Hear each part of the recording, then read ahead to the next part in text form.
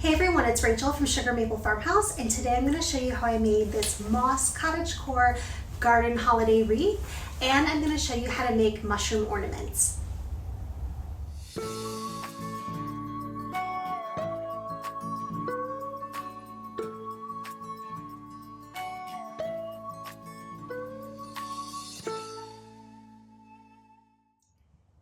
So like I said, today we're going to do a couple of things. I'm going to show you how to make mushroom ornaments and mushroom garden stakes, mainly because the mushroom garden stakes go into this wreath.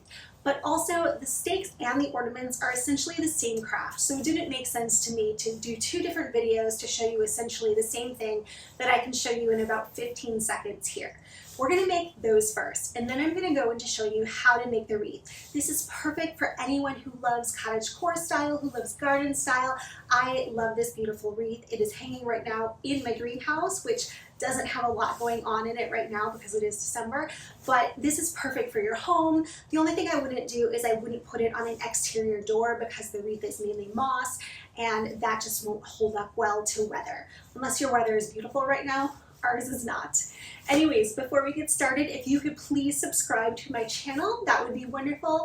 I would love to see you here more often. We do crafts, we do DIY projects. I show you the farm when things are happening here, and I also cook. I happen to have a recipe book coming out next year that I'm really excited about, and I've been working on it this fall, so that is all kind of on the horizon.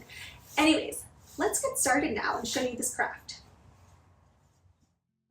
All right, so one more time, here's the wreath that we're going to make, plus I'm going to show you how to make the garden stakes, including these winds on the side of the wreath and these little mushroom ornaments. I'm going to start off by showing you how to make the mushrooms, and this is the process for making the mushroom garden stakes as well as the mushroom ornaments. Basically, you want to start with a piece of clay that is about 3 inches big and then just work to shape it into a mushroom shape. So I will usually start pulling the stem separately, kind of rounding out the top, and then I'll kind of push the stem up into the top to help give it some shape and round it out. I personally really like all the divots and kind of the cracks and the fingerprints in each of these. It gives them definitely some unique character. So I never mind when I kind of have a mushroom that is a little more crinkly in one spot than another or is uneven or anything like that. I just think it looks really cute. They're all unique and it gives it a lot of personal character to that one piece.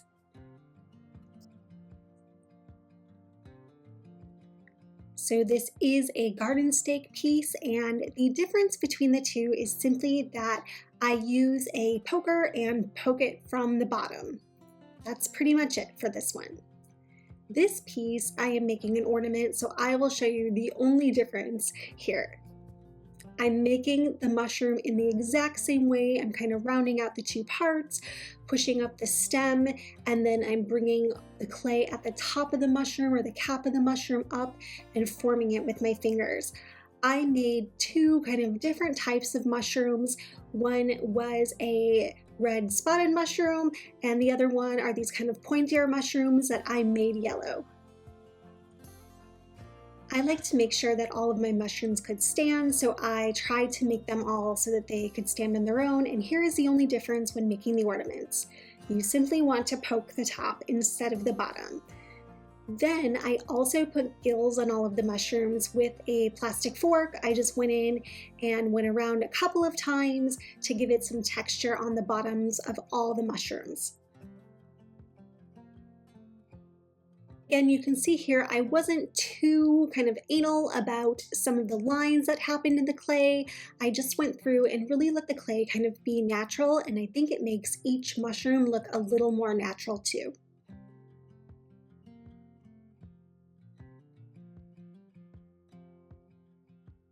So this is how I made those mushrooms that are on the side of the wreath, mushrooms that you might find kind of growing out on the outside of a tree.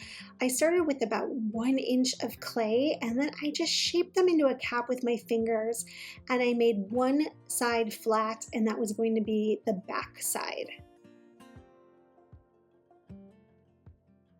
Then instead of poking a hole in the bottom, I poked one in the back side so that I could put a wire in them and put them on the wreath like that. Then I used the fork here and I made some gills on these ones as well so that they could be a little more realistic and go with the others.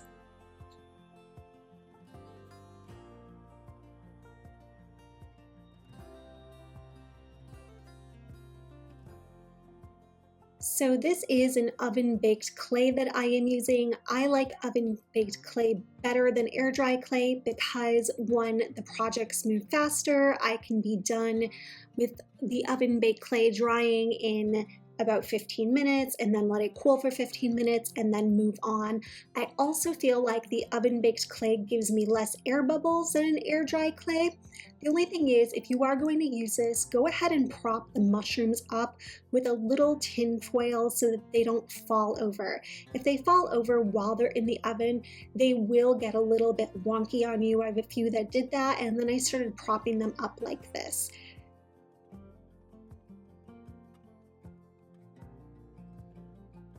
When it was time to paint, I custom mixed some colors, and I will leave the exact colors in the description below. Also, there will be a full blog post on this, and I will have the colors in that blog post as well. And if you have any more questions, you can go to the blog and get some more details on this whole project. So then I started by painting the bottoms. I combined two colors to kind of get this fleshier color. I was going to make the bottoms and the tops of my mushrooms different colors, and I thought that this color could work for all of my mushrooms.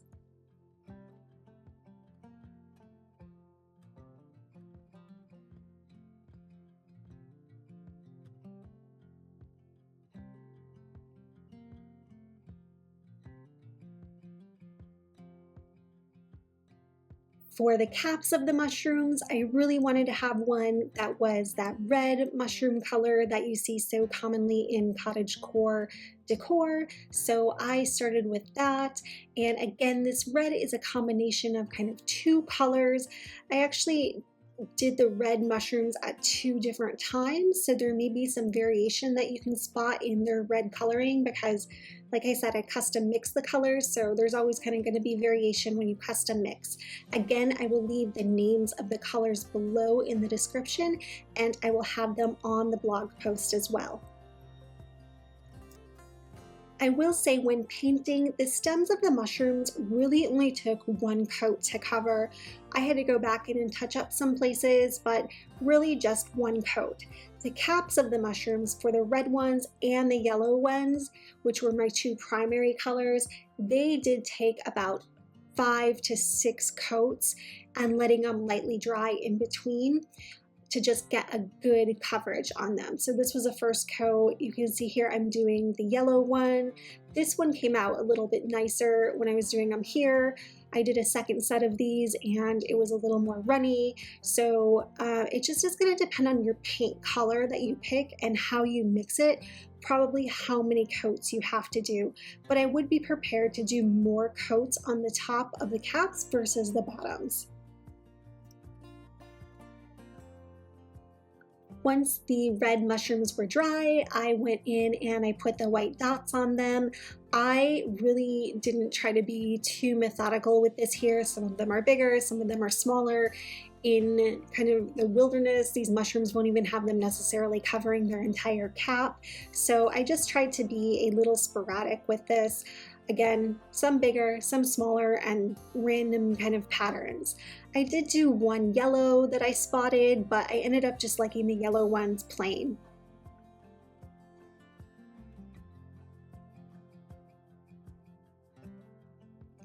Here is that spotted yellow one. As a final step, I went and I covered all of the caps with a satin Mod Podge. The reason I did this was two things. One, I wanted to make sure that the tops were sealed, and two, the red was a gloss finish and the yellow was a matte finish, and I really wanted them to look the same on the top. So this evened everything out for me. I will say if you are going to use these as plant stakes in a plant, you should Mod Podge or seal the whole thing because they're going to come in contact with water on the bottom or around them.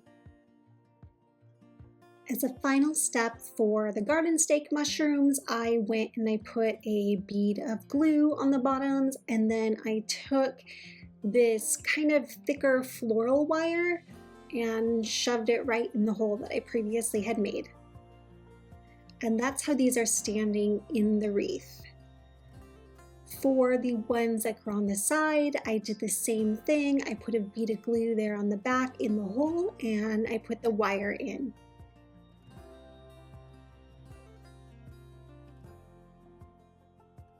The ornaments, I found these mini eye hooks, and I basically did the same thing just on the top side. I went and I took the glue gun and I put a bead of glue in the ornaments. I actually tried this two ways first. I tried putting them in the ornaments and then just on the eye hooks themselves, and then I put the eye hook into the hole.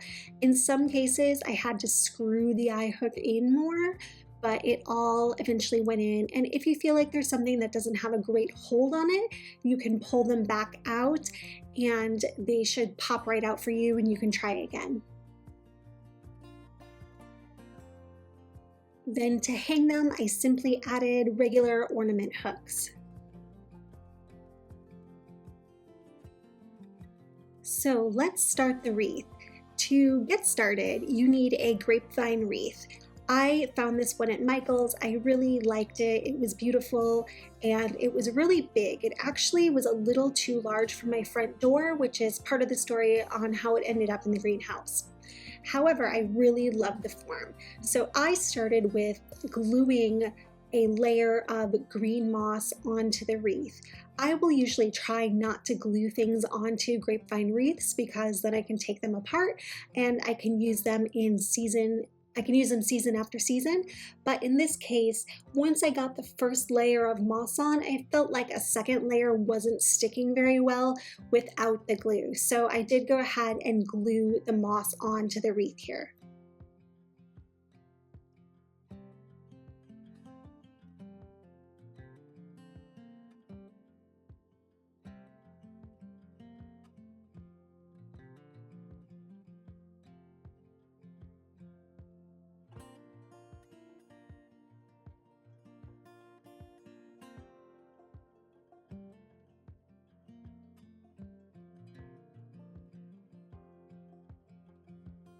Once I had one layer on in a nice base color, I went in with different colors of moss. So I really wanted this wreath to look sporadic and natural and just something very unique, interesting, and lifelike. So I went in and I put the moss in random various spots, kind of like you would find it growing out in the forest, out on a tree. There was not any kind of a pattern that I followed here in order to glue on the additional moss in different colors.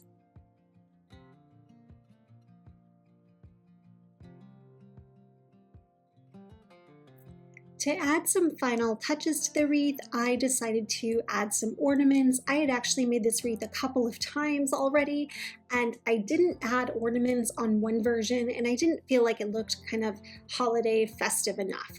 So I went and I combined some ornaments with some floral wire, stuck them through my grapevine, and then secured them on the back of the wreath.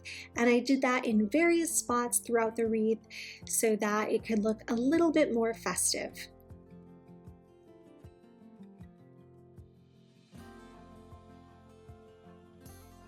Unfortunately, I couldn't get a great angle on this part of the project or the part of the project where I wrapped the wreath with lights, but I did add on some fairy lights as well to make it again look a little bit more festive.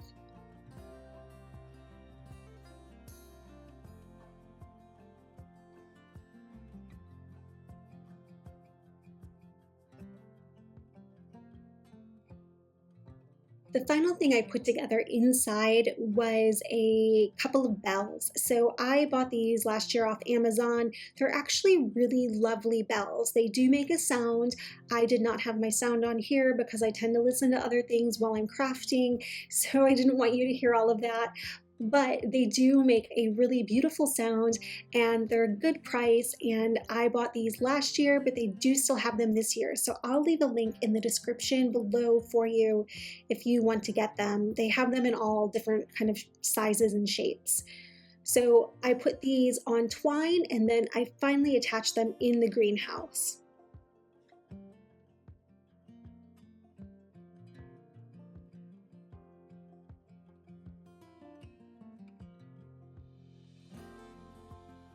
Here is what everything looks like all together. I added the mushrooms in the greenhouse once I got there. I tied on the bells and then I stuck some berries in various places too. Nothing besides the moss is glued on, so I felt like it was really important to have the wreath in a stable place. Again, another reason I wanted to put it in here, but I think it looks beautiful. I'm really happy with how it turned out. If you also don't have a space where you can hang this outside and you don't have an interior door where it would work, you can also just hang this on the wall, or you can hang it in front of a decorative mirror. Any of those places would work. I will also sometimes hang holiday wreaths in front of our kitchen windows, so even just a random window in your home would be perfect. How do you think it turned out?